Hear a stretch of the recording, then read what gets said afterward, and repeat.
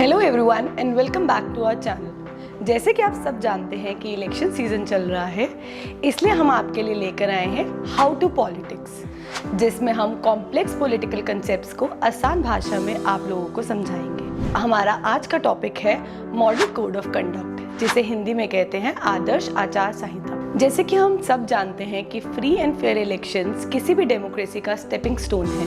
आजकल की परिस्थिति में पॉलिटिकल पार्टीज और कैंडिडेट्स जीतने के लिए साम दाम दंड भेद का प्रयोग करती है। ऐसे में सबको समान अधिकार मिले, इसके लिए election commission model code of conduct लगाती है। मॉडल कोड ऑफ कंडक्ट एक सेट ऑफ गाइडलाइंस है जो election commission of India issue करता है for political parties and candidates during an election. Model code of conduct in 8 provisions के under लगता है: speech, observers, political parties conduct, polling station, polling booth, election manifestos, processions and meetings.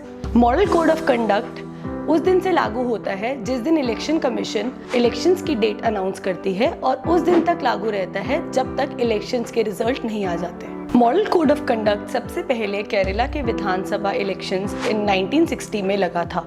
इसके बाद election commission of India ने 1962 के Lok Sabha election में इसे as a circular regulate किया था amongst the political parties and candidates. 1991 में इलेक्शन कमीशन ऑफ इंडिया ने इसे कंसोलिडेट करके इसकी प्रेजेंट फॉर्म में इसको लागू किया था।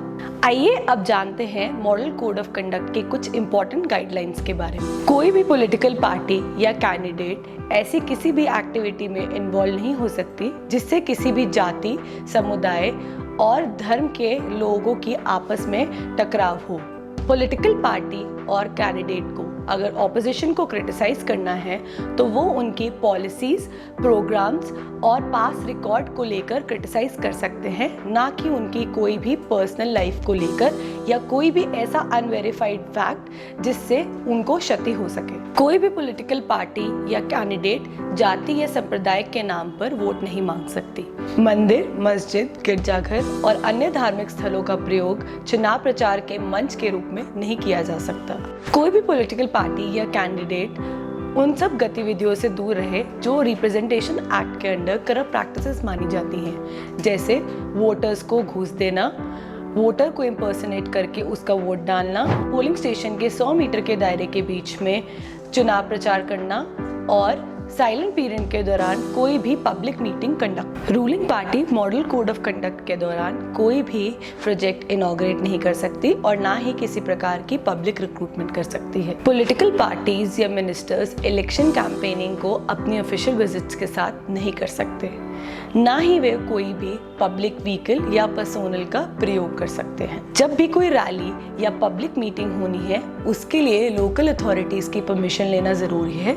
यहाँ तक कि लाउड स्पीकर के प्रयोग के लिए भी हमें लोकल अथॉरिटीज़ की परमिशन लेना ज़रूरी है। Ruling party model code of conduct के दौरान मास मीडिया का प्रयोग करके अपनी उपलब्धियों का प्रचार नहीं कर सकती और ना ही पब्लिक एक्सचेकर से एडवर्टाइजमेंट की कॉस्ट भर सकती है। पॉलिटिकल पार्टीज अपने इलेक्शन मैनिफेस्टो में कोई भी प्रॉमिस डालती है तो उसके लिए कोई गुड रैशनल देना और उसको कैसे फाइनेंशियली मीट किया जा सकता है ये बताना भी ज़रूरी है।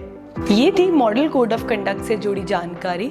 और भी चुनाव से संबंधित जानकारी के लिए जुड़े रहिए हमारे चैनल से। Like, subscribe, share. धन्यवाद।